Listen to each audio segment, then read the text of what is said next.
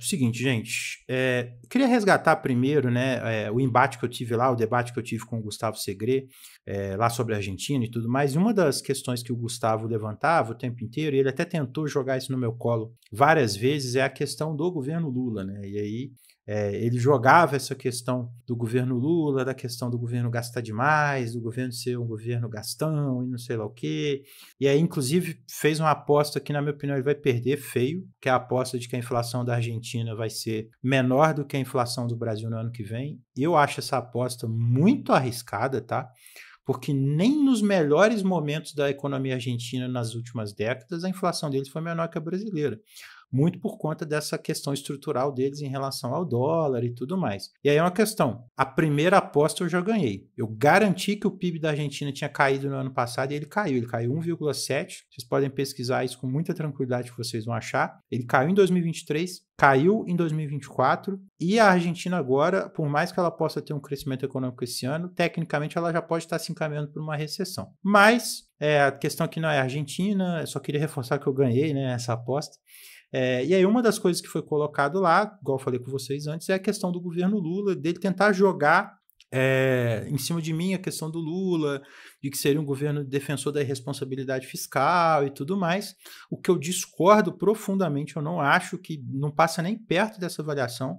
Inclusive, eu acho que é uma caricatura muito mal feita de todos os governos do PT, dos governos do Lula. E é uma narrativa muito comum. Infelizmente, a gente tem que voltar a discutir essas coisas, a gente tem que voltar a debater esses assuntos, porque é um dos temas centrais dessa polarização rebaixada que existe no Brasil e que é uma polarização que não existe nenhum debate real, não existe nenhum enfrentamento real de projeto e fica tudo no raso ali, tudo na espuma, né? E aí o que a direita fala? A direita vai virar e vai falar assim, o governo Lula é um governo gastão, é um governo que não é comprometido com o equilíbrio fiscal, que é um governo que não é comprometido com as contas públicas em dia, que a dívida pública vai explodir e tudo mais. E a esquerda, ela vai tentar se contrapor a isso, ela vai tentar negar essa questão, e aí vai ficar um negócio até muito confuso. Por quê? Uma parcela desse esquerdismo petista vai defender que o governo Lula é sim comprometido com a responsabilidade fiscal, e você vê o governo em uníssono defendendo isso. Você vê o governo tentando toda hora disputar quem foi mais responsável fiscalmente. Então, se você pega aquela apresentação que o Haddad fez para o BTG Pactual, que eu trouxe aqui, inclusive eu citei lá naquele debate que eu fiz sobre o Fundeb em relação à minha pergunta para o Haddad, você vê que o Haddad está fazendo uma comparação ali entre a questão fiscal do Temer, a questão fiscal do Bolsonaro, para mostrar, olha, eles não conseguiram equilibrar as contas, o Temer não conseguiu, o Bolsonaro não conseguiu, e o governo Lula é o que mais está próximo de fazer isso. E aí, essa narrativa ela se perde muito. Então, a gente tem também ali aquele embate que teve em relação aos impostos, em relação a galera fazer um monte de meme de imposto com Haddad para colar essa questão nele, do cara que está aumentando imposto e tudo mais. E aí vira um embate ali, que vira um embate que é o seguinte: a direita ela passa uma mensagem, ela passa uma ideia de que ela corta gasto e não aumenta imposto. E a esquerda, né, ou esse petismo, esse esquerdismo petista, vamos dizer assim, ele vai falar que não, que ele está querendo fazer justiça, que ele não corta gasto, que ele faz justiça e quer equilibrar as contas via aumento de arrecadação. E, na verdade, como vocês percebem, quem me acompanha aqui já sabe, os dois lados estão mentindo para você, né? Os dois lados eles estão te passando uma mensagem errada. Por quê? A direita sobe imposto, então se você pega antes de 2024, a carga tributária já tinha subido no governo do Bolsonaro, a maior subida recente foi durante o governo Bolsonaro, e se você pega no histórico mais recente brasileiro, e aí é um governo que qualquer pessoa normal considera como um governo de centro-direita, o governo do Fernando Henrique Cardoso foi o governo que mais subiu imposto recente no Brasil. E o contrário, né, que esse esquerdismo petista está tentando te vender, ele também está errado. Por quê? Ele vai te vender que ele não corta gasto. Que ele não ataca o povo, o que também não é verdade. E aí, volto nessa discussão, por quê? Vira essa caricatura vai aparecer lá no debate no Três Irmãos, é uma caricatura que ela é muito constante. E aí eu queria botar na tela para vocês uma notícia que saiu recente, vou ler rapidinho bonitinho, né? Olha lá, a Câmara aprova projeto de corte de gastos que limita auxílio por incapacidade e seguro-defeso. A Câmara dos Deputados aprovou nessa quarta-feira, 29, semana passada, né, o projeto com medidas de corte de gastos anunciado pelo governo, como a limitação do seguro-defesa, do auxílio-doença e a compensação aos regimes próprios de previdência, 286 votos a favor, 146 contrários, né? Só queria destacar isso aqui, ó. A proposta trouxe de volta temas que estavam em uma medida provisória que perdeu a validade na Câmara no começo do mês. Por isso, o governo costurou uma estratégia para incluí-los em um projeto que trata sobre regulamentação patrimonial. As alterações tentam compensar um rombo ali de cerca de 30 bilhões no orçamento no próximo ano, criado pela decisão do Congresso de não analisar a medida provisória. Entre outros pontos, né, o texto limita a 30 dias o prazo de validade de auxílio por incapacidade temporária, concedido por análise documental. Para benefícios com prazo superior vai ser necessária perícia presencial ou com uso de tecnologia de telemedicina, e atualmente não tem prazo na lei. E você tem ali algumas outras medidas, né? Eu não vou ler tudo aqui para vocês, eu só queria destacar, ó, seguro-defeso entrou na questão, tá? Volta à questão do seguro-defesa, aí está a necessidade de registro do CadÚnico, está uma série de burocracias, inclusive, para poder restringir, para poder apertar o cerco ali para reduzir os gastos em relação ao seguro-defeso. E o mais importante aqui que eu falei com vocês, que é o pé de meia. Olha lá, ó. A proposta também inclui o programa pé de meia no piso constitucional da educação, ao classificar o incentivo como uma bolsa de estudo para estudante matriculado no ensino médio. E aí a economia prevista é de 4,8 bilhões, mais integrantes da base afirmam que o valor pode chegar a 10 bilhões. E vai chegar, porque o pé de meia ele custa perto ali dos 10 bilhões, ele custa um pouco mais. E se você reclassifica esse gasto do pé de meia como gasto da educação, você joga o pé de meia para dentro do orçamento da educação e ele vai disputar recurso com outros programas, e esses recursos no global da educação eles vão ter uma reduzida, eles vão ter não necessariamente uma redução nominal, mas eles vão ter uma compressão por conta dessa questão do pé de meia. E o que eu falei com vocês, inclusive, né? Isso aconteceria, tá? E aí, como vocês podem ver, há cortes, sim, no governo. E isso vem depois de outros cortes que vieram em novembro do ano passado na tentativa de adequar o orçamento ao teto de gastos. E aí vocês lembram lá da MP 1303 que está falando na notícia? Esses eram os pontos de corte de gastos da medida provisória que caducou, e esses pontos eles passaram agora.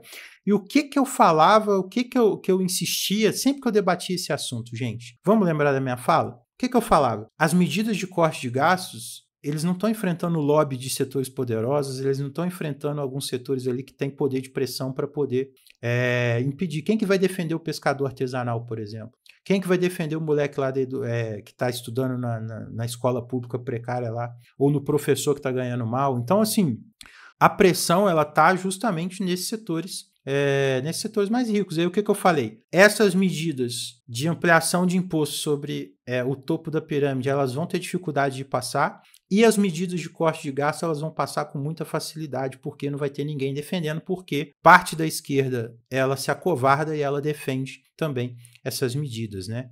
E aí, qual que é a questão aqui? Qual que é o problema dessa discussão que ela é feita rasa do jeito que ela é da polarização? Falei com vocês do erro do raciocínio da esquerda. A esquerda fala que está tentando fazer justiça tributária. Aí eu te falo, você jogar esse orçamento do pé de meia para dentro do piso da educação, forçando a redução do investimento em educação, isso é fazer justiça tributária? Vocês percebem? Entendeu? E aí, no caso da direita, você tem um raciocínio que também é igualmente errado, que eu já expliquei, que é também aumento de impostos, né? Há aumento de impostos dentro da direita, né? E aí existe um debate um pouco mais amplo que eu também queria forçar com vocês aqui, que é o seguinte: quando a gente está falando, e aí aqui que é o mais importante, gente, que a gente precisa entender esse raciocínio para não cair nessa polarização rasa que está acontecendo no debate. Porque quando as pessoas chegam e falam assim, tal governo, tal partido, tal não sei lá o quê, ele é irresponsável fiscalmente. Gente, geralmente quando a pessoa fala isso, ela está vendo o resultado primário, que é o resultado ali do que gastou e do que arrecadou, e ela pega, e aí se deu um déficit, aí você chega lá e carimba lá, irresponsável fiscal. Só que existe uma falha nessa argumentação, e existe um problema grave, que é um problema que acomete tanto a esquerda petista quanto a direita, que é o seguinte: eles ignoram que esse debate sobre mudança fiscal, dependendo de onde vai o corte, isso impacta na atividade econômica. E aí, essa é a grande questão. Por quê? Se isso impacta na atividade econômica, você tem uma retração na atividade econômica e, consequentemente, você tem uma arrecadação menor do Estado. E aí, você tendo uma arrecadação menor, você tem mais dificuldade de você equilibrar as contas. E aí, só para vocês entenderem, que é o seguinte, vamos pegar um exemplo que aconteceu no Brasil em 2015 com a Dilma. Se você pega os dados do investimento público de 2014 para 2015, a gente teve uma queda muito brutal do investimento público naquela época. E aí vamos imaginar que o Estado está construindo uma ferrovia e essa ferrovia vai ligar um setor importante ao outro, que vai destravar uma série de questões ali, que vai baratear o frete, que vai baratear a exportação. E aí, para você construir essa ferrovia, você precisa contratar mão de obra. E aí, uma das coisas que você gasta é com mão de obra. E aí você está contratando pessoas, está contratando funcionário para trabalhar na construção dessa ferrovia. Esse cara ele vai receber um salário e esse salário que esse cara vai receber, ele vai gastar esse salário. E aqui existe uma questão que eu também debati lá, que é o seguinte: o pobre ele tem uma propensão maior a consumir. Então, o salário que cai na conta dele, ele gasta rápido. E aí, na hora que ele está gastando esse salário, isso volta para o governo em forma de arrecadação. Só que se o governo vai lá e passa a tesoura e corta e impede de fazer essa contratação ou estimula até um desemprego, isso reduz a atividade, isso reduz o poder de consumo dessa pessoa e isso reduz a arrecadação do Estado. É por isso que essas políticas de austeridade, em média, elas não funcionam. Por quê? Essas reformas estruturais em termos de austeridade, de redução estrutural de gasto, de redução de investimento, essas amarras no orçamento que limitam o investimento público, elas estão sempre ali em cima de setores que, politicamente, eles são mais frágeis, mas são justamente os setores que têm uma maior propensão ao consumo, que são setores que, na hora que você vai fazer esse tipo de investimento, esse tipo de gasto, isso vai retornar em arrecadação para o Estado. E aí, qual que é o resultado? Você tem um crescimento econômico menor. E aí, ao ter um crescimento econômico menor, você tem uma arrecadação menor e é um outro dado, um outro fator que eles olham é o fator da relação dívida-PIB, que também é uma relação que acaba piorando, porque não é porque você está gastando demais, é porque a sua economia não está crescendo. E aí, a sua economia não cresce, a sua dívida, em média, a dívida bruta, ela sempre cresce, isso não é nenhum problema. Você tem essa relação dívida-PIB aumentando porque a tua economia não está crescendo. Então, essa é a grande questão, esse é o grande erro, e é por isso que é errado chegar e rotular o governo Lula como o governo que gasta demais, o governo que não tem controle fiscal, dado que você tem um teto de gastos em vigência, você tem o governo toda hora aí desesperado para tentar arrumar fonte de arrecadação de um lado, desesperado para poder fazer manobra orçamentária do outro para poder cortar gasto, e é justamente esse debate que a gente precisa fazer com muita racionalidade, com muito pé no chão, para a gente entender o que está acontecendo. Beleza?